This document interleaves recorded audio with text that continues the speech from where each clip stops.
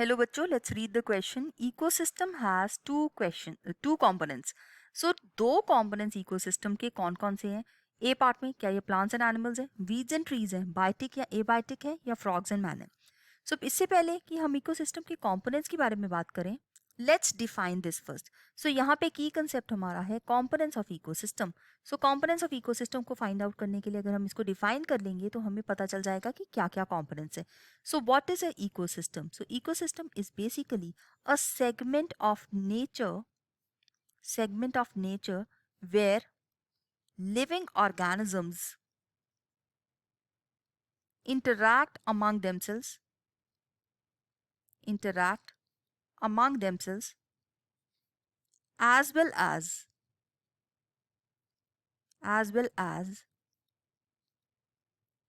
with the surrounding environment. सो अगर हम surrounding environment की बात करेंगे तो सराउंडिंग एनवायरनमेंट जो होता है वो एबायोटिक कंडीशंस होती हैं किसी भी सिस्टम की. सो ये एबायोटिक कंपोनेंट्स है, जबकि लिविंग ऑर्गेनिजम्स की बात करें तो वो होते हैं बायोटिक कंपोनेंट्स.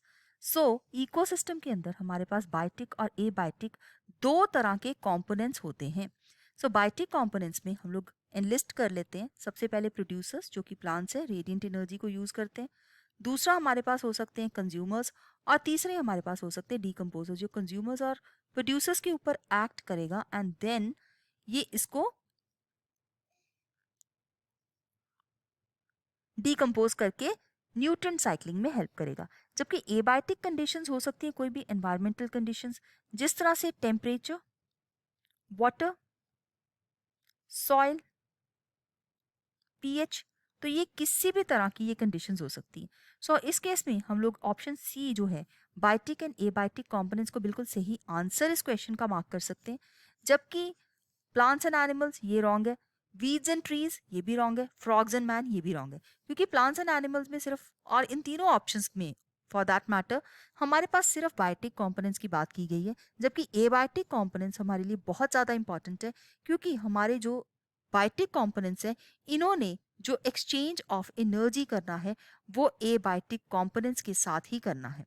सो एबायोटिक कंपोनेंट्स का उतना ही इंपॉर्टेंट रोल है जितना कि बायोटिक कंपोनेंट्स है, क्योंकि एबायोटिक कंपोनेंट्स के साथ ये एक्सचेंज करते हैं नंबर वन मटेरियल्स, और दूसरा है जो एनर्जी फ्लो हो रहा है, मटेरियल्स और एनर्जी दोनों ही एक्सचेंज कर रहे हैं. सो हमारी C option that becomes the right answer for this question. I hope you have understood it well. All the best.